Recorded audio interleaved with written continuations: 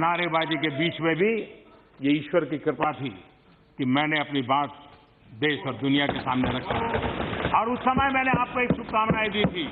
वो शुभकामनाएं मैं आज फिर देना चाहता हूं कि आप इतनी तैयारी करो कि 2023 में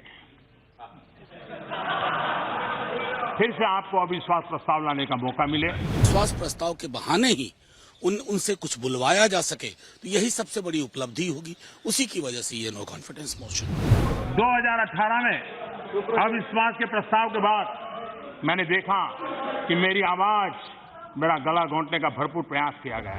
इस नो कॉन्फिडेंस मोशन के आने के बाद सरकार मजबूर हो जाएगी सदन चलाने पर और इस प्रकार के मनगढ़ंत आरोप हम पर नहीं लगेंगे। और मैं देशवासियों को विश्वास दिलाता हूं और मैंने 2018 में अविश्वास के प्रस्ताव के समय भी 2018 में अविश्वास के प्रस्ताव के बाद मैंने देखा कि मेरी आवाज, मेरा गला घोंटने का भरपूर प्रयास किया गया।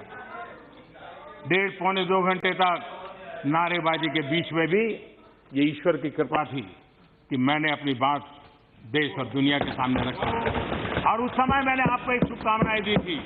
वो शुभकामनाएं मैं आज फिर देना चाहता हूं कि आप इतनी तैयारी करो कि 2023 में फिर से आपको अविश्वास प्रस्ताव लाने का मौका मिले। और अहंकार की बात है, ये समर्पण भाव है, अहंकार का परिणाम है 400 से 40 हो गए, अहंकार का परिणाम है 400 से 40 हो गए और सेवा भाव का परिणाम है कि 2 से यहां आकर के बैठ गए, 2 से निकल करके आके बैठ गए। आप कहां से कहां पहुंच गए। अरे मिलावटी दुनिया में जीना पड़ रहा है, आप कोई लंबी बात करोगे तो शोभा नहीं देगी। और इसलिए आने वाले दिनों में जो लोग कहते हैं कि देश आगे बढ़ा आज मैं आगे बता रहे थे, मैं जरा कहता हूं, खड़गे जी सीनियर व्यक्ति हैं, जरा उनके अभ्यास के लिए अगर हो सके तो 47 में जो देश आजाद हुए उन्होंने 2014 तक क्या प्रगति की और 47 में आजाद हुए हिंदुस्तान ने क्या प्रगति की, ये लेखा जोखा लोगे तो पता चलेगा कि हर डगर पर आपकी विफलताएं नजर आएगी। देखिए, पहली चीज तो यह है, इस नो कॉन्फिडेंस मोशन का उद्देश्य क्या है वो समझ लीजिए। 4 बड़े उद्देश्य हैं। पहला उद्देश्य तो यह है कि सरकार बार बार ये कह रही है कि सरकार बहस चाहती है सदन चलाओ, सरकार बहस चाहती है सदन चलाओ, और विपक्ष हम शोर मचा रहा है इसलिए सदन नहीं चल पा रहा। इस नो कॉन्फिडेंस मोशन के आने के बाद सरकार मजबूर हो जाएगी सदन चलाने पर और इस प्रकार के मनगढ़ंत आरोप हम पर नहीं लगेंगे। वास्तव में सदन चलेगा। 4 दिन बर्बाद हो गए मॉनसून सत्र के। विपक्ष कहता रहा बहस कराओ, सत्ता पक्ष ने बहस नहीं कराई। तो पहली चीज इस नो कॉन्फिडेंस मोशन लाने की पहला औचित्य यह है, पहला उद्देश्य यह है कि सबसे पहले सदन चलेगा, बहस होगी जो हम चाहते हैं। दूसरा महत्वपूर्ण बिंदु, ये नो कॉन्फिडेंस मोशन इसलिए भी लाया जा रहा है कि एक विस्तार से एक लंबी चर्चा हो, एक लॉन्ग ड्यूरेशन डिस्कशन हो, 5-7 मिनट की खाना पूर्ति वाली चर्चा ना हो। तीसरा बड़ा उद्देश्य इस बहस का कि सरकार को आज के जो ज्वलंत मुद्दे हैं उन पर जवाब देने के लिए मजबूर होना पड़ेगा नो कॉन्फिडेंस मोशन के जवाब में। और चौथा और बड़ा उद्देश्य, ट्रेडिशनली और कन्वेंशनली ये देखा गया है कि नो कॉन्फिडेंस मोशन की समाप्ति के पहले प्रधानमंत्री जी खुद सदन के भीतर आकर नो कॉन्फिडेंस मोशन पर अपने विचार रखते हैं, देश को संबोधित, सदन को संबोधित करते हुए देश के ज्वलंत मुद्दों पर अपना वक्तव्य देते हैं। तो इस नो कॉन्फिडेंस मोशन के माध्यम से प्रधानमंत्री जी को भी सदन के भीतर आकर जवाब देने पे मजबूर होना पड़ेगा। ये 4 बड़े उद्देश्य हैं। नतीजा क्या होगा, किसके पास संख्या बल है, किसके पास संख्या बल नहीं है, किसके पास आंकड़े हैं, किसके पास आंकड़े नहीं है, तो बात की बात है। 4 महत्वपूर्ण उद्देश्य सबसे पहले पूरे हों।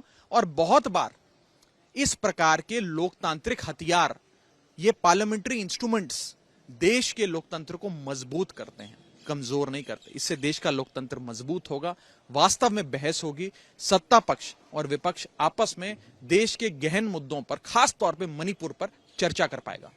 और वो लाना चाहते हैं, ये उनको लाने का अधिकार है, कोशिश करके देखिए।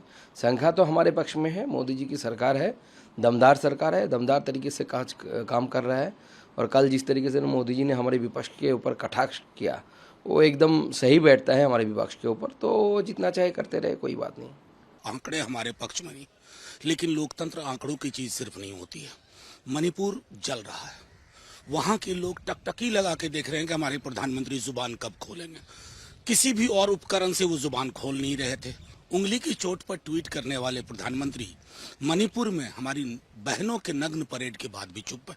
तो शायद अविश्वास प्रस्ताव के बहाने ही उनसे कुछ बुलवाया जा सके, तो यही सबसे बड़ी उपलब्धि होगी। उसी की वजह से ये नो कॉन्फिडेंस मोशन बार बार हाउस के अंदर ये बोला है, हाउस के बाहर भी पार्टी की तरफ से हम लोगों ने बहुत बार बार बोला है हमारे विपक्ष को कि we are ready to discuss about Manipur on Manipur and opposition demand भी कर रहे हैं, we are ready to discuss on the this Manipur issue. लेकिन हमारा जो अपोजिशन है they are escaping from the discussion, तो वो भाग रहे हैं, हम नहीं भाग रहे हैं। हमेशा देखा गया है कि कोई इशू पे सरकार नहीं चाहती कि डिस्कशन हो, विपक्ष चाहता है कि डिस्कशन हो, लेकिन इस बार हम चाह रहे हैं कि डिस्कशन हो। लेकिन हमारा विपक्ष सिर्फ एक ही उनका डिमांड है कि मोदी जी को बोलना पड़ेगा। मोदी जी ऑलरेडी मीडिया में बोल चुके हैं, और क्या चाहिए आप लोगों को। नो कॉन्फिडेंस मोशन हम मूव कर रहे हैं, तो कल ही अब बता दिया सबको, कोई नई बात नहीं है। और हमारे पार्टी की तरफ से जब चर्चा शुरू होगी, हम नॉर्थ ईस्टर्न की रिप्रेजेंटेटिव को, मतलब गौरव गोगोई को हम तैनात करेंगे। आज ही हमारे नो कॉन्फिडेंस मोशन हम मूव कर रहे हैं। सिग्नेचर हो गया 50 लोग का, सब 50 लोग का सिग्नेचर की जरूरत नहीं है, क्या करें। टर्म में भी किया था और लोग उनको जो कुछ भी सबक सिखाने था वो सिखा दिया है और आगे भी सिखा देंगे।